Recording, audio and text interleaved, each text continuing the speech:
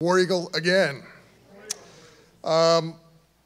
It's kind of interesting when you do a coaching search and you communicate with your staff and you communicate with Dr. Roberts, our president here at Auburn, and he says, tell me about these folks. And I said, well, Chris Malveaux is kind of stoic. He's like a scientist type guy, and he's one of the best hitting guys in the country, and he's very, very thoughtful and intellectual, and he can really, really teach the game. And he said, well, tell me about Kate. And I thought about it, and I thought about it, and I thought, she's got some Bruce Pearl in her. And I know Bruce is actually here. She's never met a stranger. She can really recruit, and every opportunity she has individually with fans, with recruits, with the person walking down the street, she makes the most of it. Really incredible communication skills. Chris has head coaching experience. Kate has outstanding recruiting evaluation experience and is a great teacher of the catching position. And I know from experience in the softball and baseball that catching, teaching ability is incredibly important to future success. Chris is one of the most brilliant offensive minds in collegiate softball, and everybody who knows the game will tell you that. Kate was a former standout player at Bradley University. These two have combined for 27 years of coaching experience. The Malveaux have combined for 14 different championships that they've been a part of. They've combined for 10-plus NCAA postseason appearances. They've combined to help produce 14 softball All-Americans. They're part of unprecedented success at the University of Tennessee, including SEC titles, SEC tournament titles, and trips to Oklahoma City. The synergy of these two coaches is something that jumps off the page at you, and I know future recruits and the members of the Auburn softball team are going to feel that. It's clear that future and current student athletes feel that Chris and Kate are among the best player development coaches available in the country. And they are parents to Gabe and to Ellie. And by the way, you guys have been stars. You've been quiet this whole time, so well done.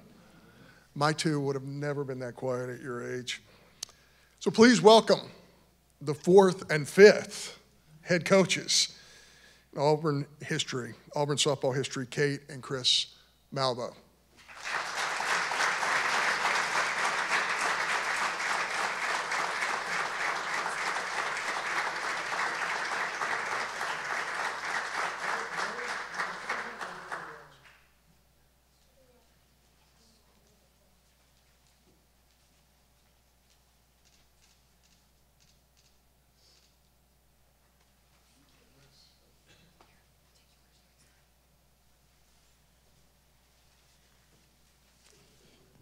You know, it's not too often that Kate lets me go first. I'm gonna enjoy this moment. You'll see when she gets up here how passionate she is. First, I'd like to thank John. Thank you for this opportunity. We are so pumped to be here. War freaking Eagle, man. Let's do this. There's been moments, in reflection, whenever we've had 5 minutes, off to the side if we're not on the phone or recruiting, on the road. And the amount of times that we've sat here and thought, like, we are running this Auburn softball program. What an amazing honor. First, I'd like to go through and thank some amazing people, amazing influences in our lives. First, I'd like to thank God for this opportunity. Only can make this possible. Before I move on, my family, John just talked about having our family here. That was a big part of our decision, John wanting this to be family. My two kids, Gabe and Ellie, they've been soldiers along this ride, and So thankful for you guys. Love you guys so much and so proud of you. Kate, you know, she's basically the yin to my yang, right? We hear that a lot in people that are around us, and they're like, oh my God, she's this and you're this, and it's perfect. You know, Kate has been, you know, she's been by my side for, at least 10 years, and then but 10 plus. You know, she's such a backbone to our family. Very good at holding me accountable and making sure that I'm doing the things I'm supposed to be doing and when I'm doing them. But thank you so much for being an amazing wife. I've loved this journey and excited for this new stage to be able to share this with you. So appreciative of you. Thank you. Former players, again, would not be standing here if we didn't have some great players along the way. I'm a big journey person. I love going on the journey with people, being in the trenches, you know, being in the cages on the field, in the dugout. I love that journey and being on a team and being able to do it with people. Been so fortunate to be around some amazing players over the years. You know, we wouldn't be here without them. The trusting, wanting to work together, the camaraderie. You know, hopefully I've made some form of impact on their lives that's remotely comparable to the ones they've made on mine. So very appreciative of all the former players.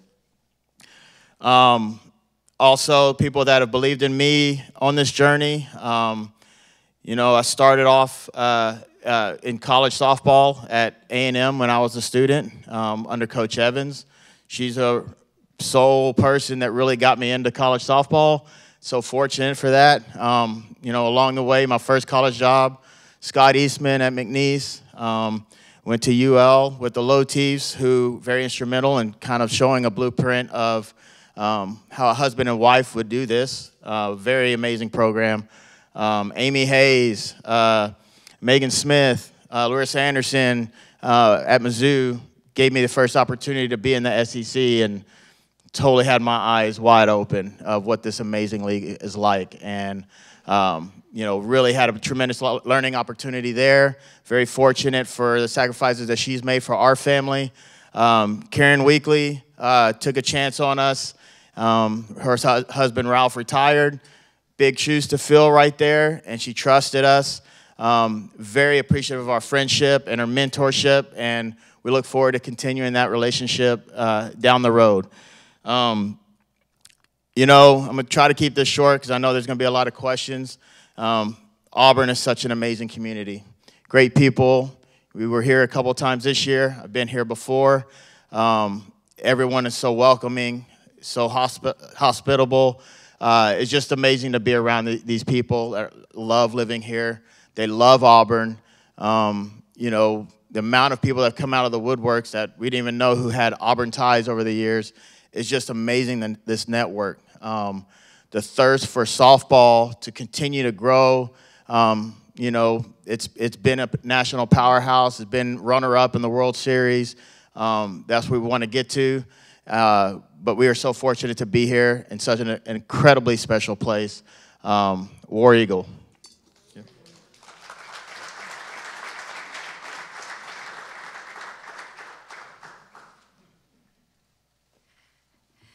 I don't think very often you get to hear from two head coaches at once. This is probably a new thing, but we're super grateful. And good morning, and War Eagle. I'm going to try and not repeat what Chris said, but I mean, I think he did a fantastic job of showing just how excited we are to be here and all the tradition and vision ultimately that we're looking forward to building here at Auburn. I think we're incredibly honored and humbled to usher in the new era of Auburn softball. That doesn't go without a lot of work that was laid prior to us. We're so grateful, first and foremost, like Chris said, to God for all the struggles and the successes that we've had. We know we wouldn't be here without having the opportunities that he's put in front of us. Sorry, you'll hear me. I talk a lot, so this voice doesn't go away. A big thank you to John Cohen and his staff.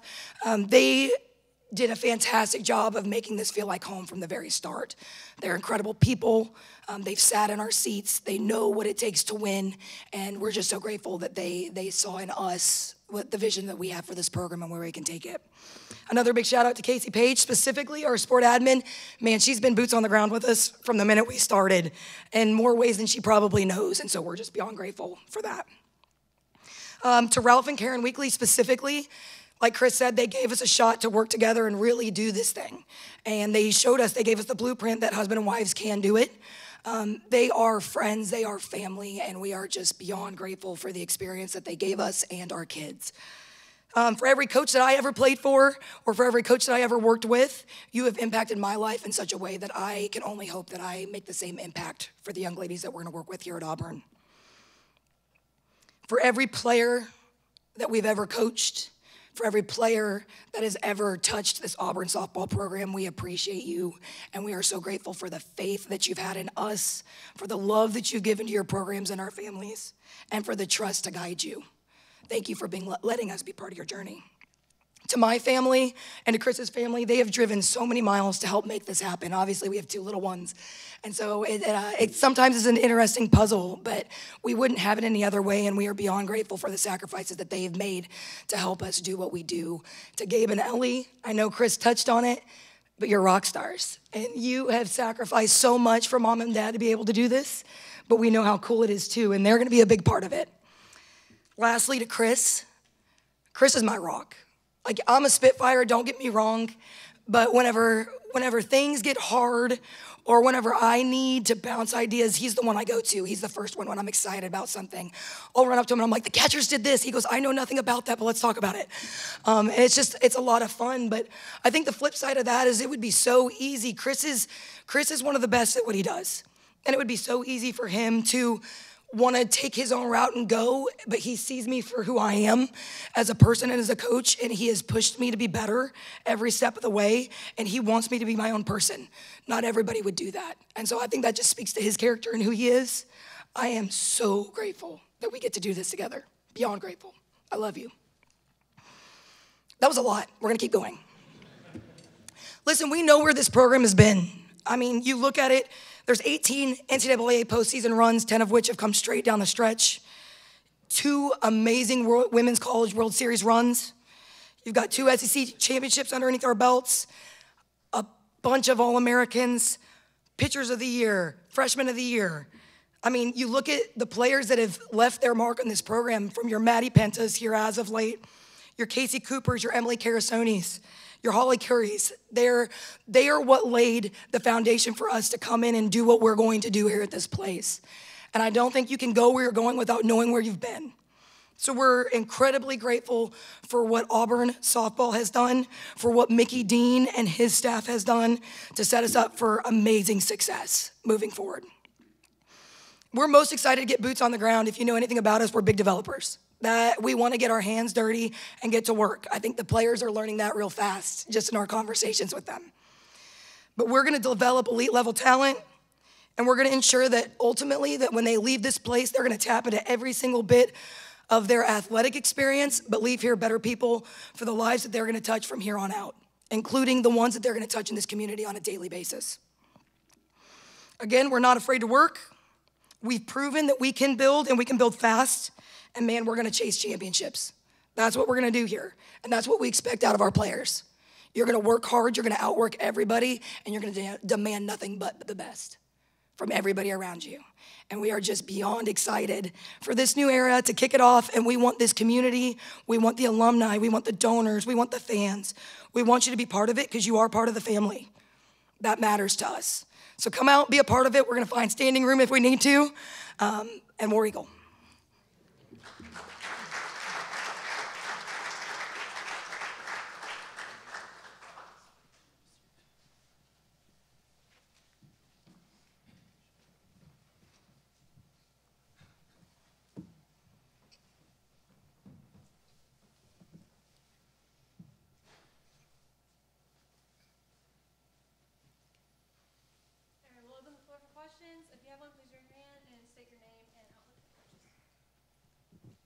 Hey guys, Adam Cole with the Opelika Auburn News. You both touched on it, but I did want to ask, just like what what do the logistics of being co-head coaches kind of look like to you guys?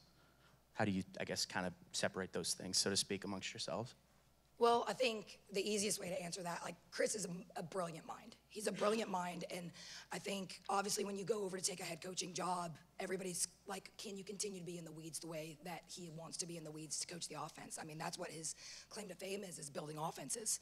I think the best part about the head coaching gig is that I've sat in a lot of the rooms and a lot of the different roles that I've been a part of to have set me up for success to help be a head coach.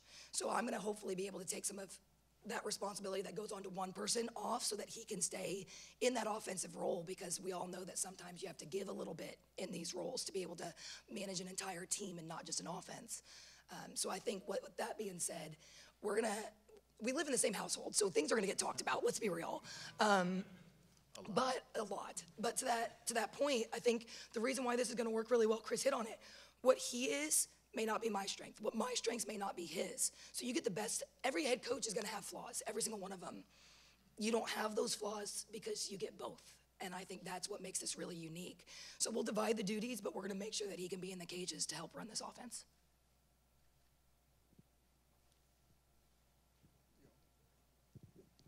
To either one of you,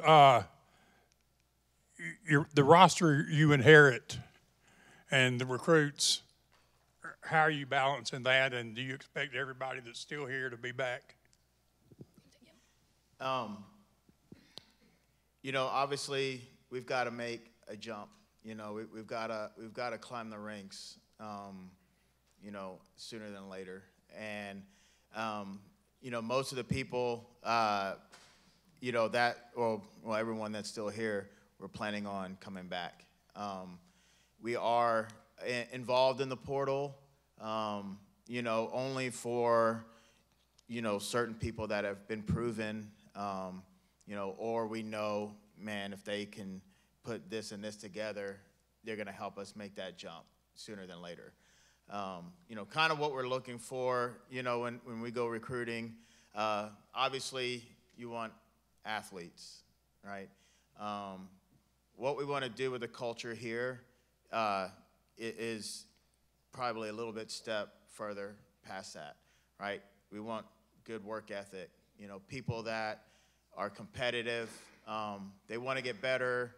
They want to get in there and understand what it's like to, hey, you know, I'm figuring this out. I'm gonna stay here until I know I have this down. You know, we're gonna push ourselves in the weight room. We're gonna pursue excellence in every aspect of what a program does, in the classroom, on the field, in the weight room. You know, we want this culture to take a step forward. You know, let's get a little bit more where, you know, the players that are here are competitive and understand that work ethic.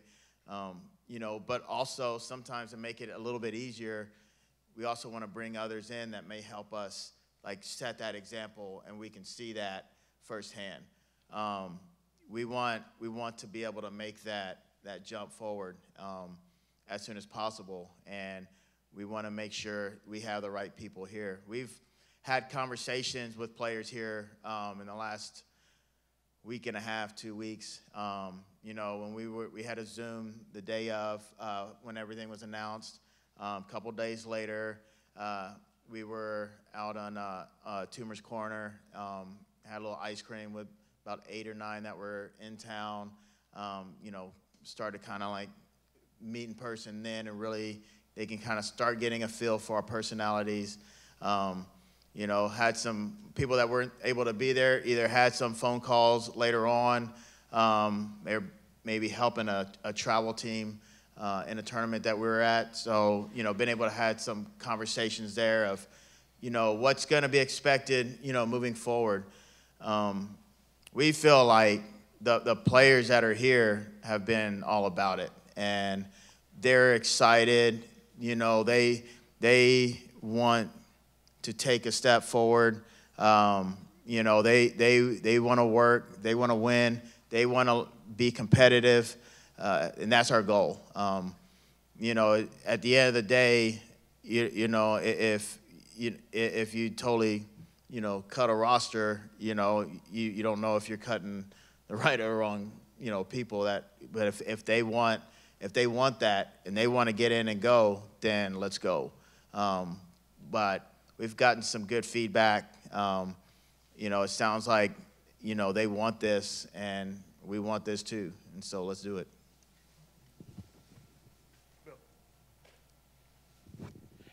Bill Cameron, ESPN 106.7.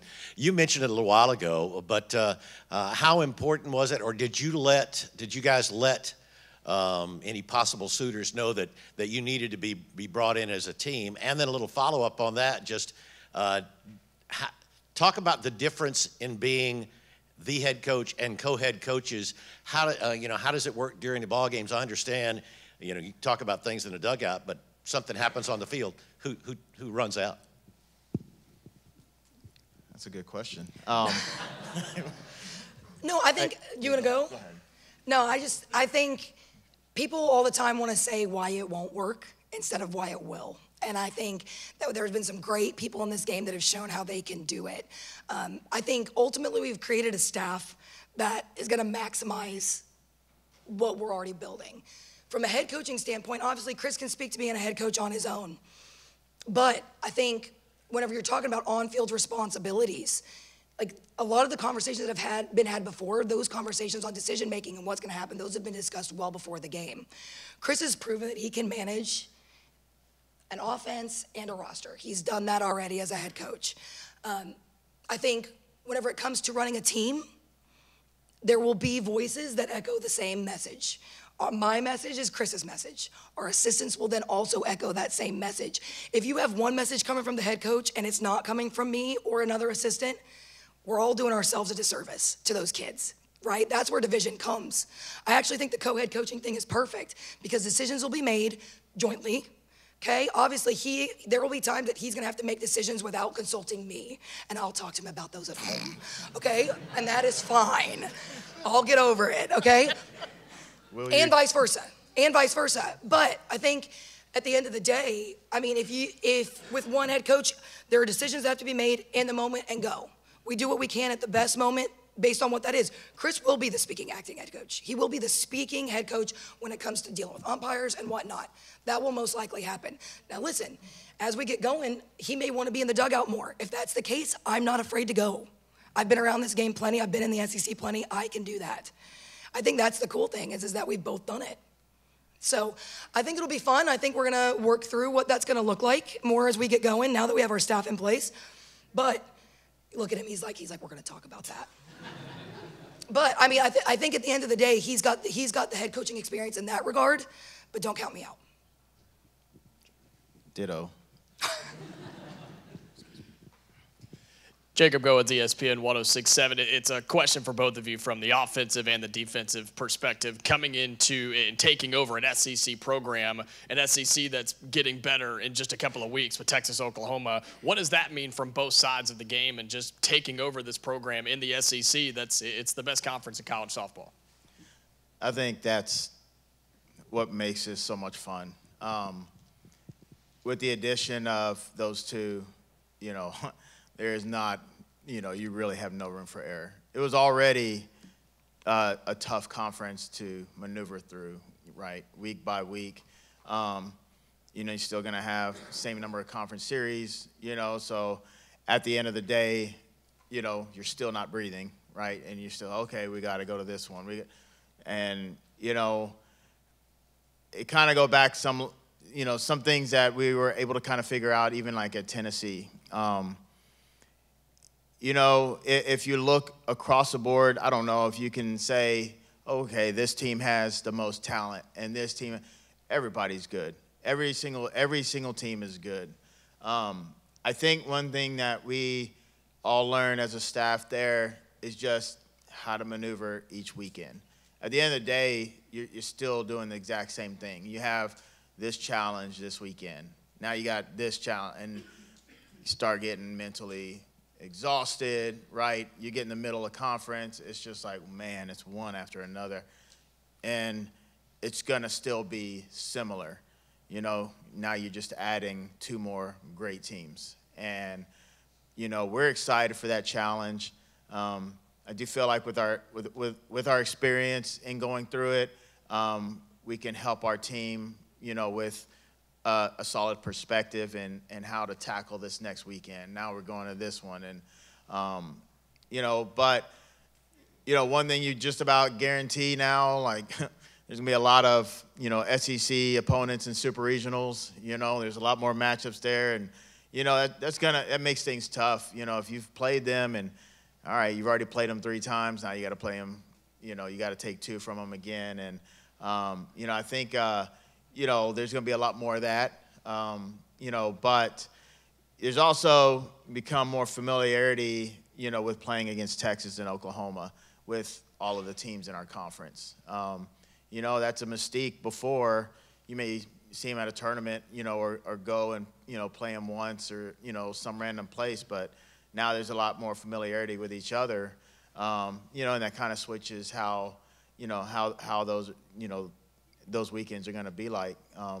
But we're excited for that challenge. It's going to be fun. You just about guarantee almost a World Series champion is going to come from the SEC. There's still some good teams that are not in the conference that are going to, they're going to be in the mix every year. But I think it's going to make which, you'd think, my man, how are you going to make it stronger? It's going to make the conference stronger. It's going to make us all better. Bringing those 2 in, it's going to be a new environment for them as well. So, but we're excited. We're excited to tackle that. Chris, the one place you have hardly any pitching production back. Is that a position you're looking at strongly in the portal? Yes. First, I want to address Riker coming on staff. I personally believe he's the best pitching coach in the country, and he's going to continue to get better. Incredibly sharp, high-character person, and wants what's best for the players. If you talk to his former players, they love him, and they know they're going to get pushed. They know they're going to get better, and so, like Kate was talking about developing, when she was talking earlier, the people on our staff understand that importance and have done it before, and Riker has developed time and time again. That's a passion of his. There's been solid pitchers in places he's been at that have gotten a lot better. But we also know there's only 4 on staff, and like you said, not a lot of experience. So we are looking to bring maybe a couple in to help with that, as well as continue to build and develop the pitchers that we have on staff. I've been in the other dugout, and I've been, where situation where we've had to scout. There are pitchers on staff that have some good stuff. I think we can make them better. But we also want to add a couple in, to really solidify that circle. Thank you, guys. War Eagle.